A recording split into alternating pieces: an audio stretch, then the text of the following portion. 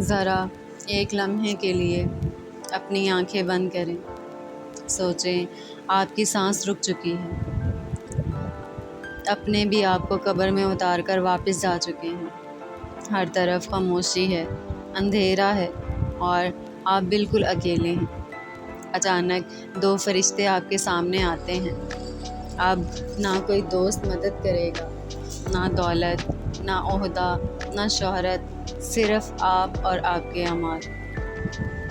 نبی کریم صلی اللہ علیہ وآلہ وسلم نے فرمایا، جب انسان کو قبر میں رکھا جاتا ہے تو 2 فرشتے آتے ہیں اور سوال کرتے ہیں۔ سب سے پہلا سوال ہوتا ہے من ربک، یعنی تمہارا رب کون ہے؟ یہ سوال زبان سے نہیں، زندگی سے دیا گیا جواب مانگتا ہے۔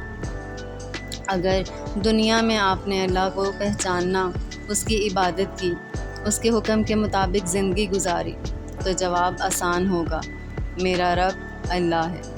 پھر پوچھا جائے گا تمہارا دین کیا ہے؟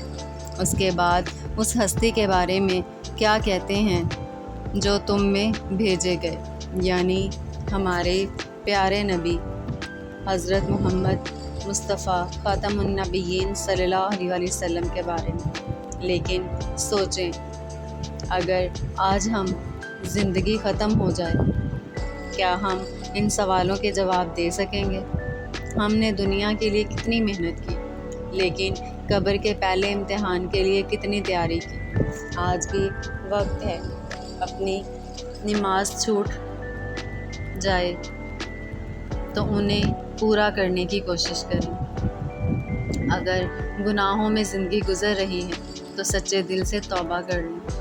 اگر قرآن سے دور ہیں تو اس سے اپنا رشتہ جوڑ لیں، کیونکہ وہ دن ضرور آئے گا جب ہمیں تنہا قبر میں اترنا ہوگا اور وہاں صرف ایمان اور نیک اعمال ہی ہمارا ساتھ دیں گے۔ اللہ تعالیٰ ہمیں قبر کے سوالات میں ثابت قدمی عطا فرمائے، ایمان پر خاتمہ نصیب فرمائے اور ہماری مغفرت فرمائے، آمین یا رب العالمین۔ اگر یہ ویڈیو آپ کے دل کو چھو گئی تو اس پیغام کو دوسروں تک ضرور پہنچائیں۔ ہمارے چینل کو سبسکرائب کریں، ویڈیو کو لائک کریں اور شیئر کریں تاکہ قرآن و سنت کی روشنی میں ایسی مزید ایمان افروز ویڈیوز آپ تک پہنچائے۔ اللہ آپ کو اس نیکی کا بہترین اجر عطا فرمائے۔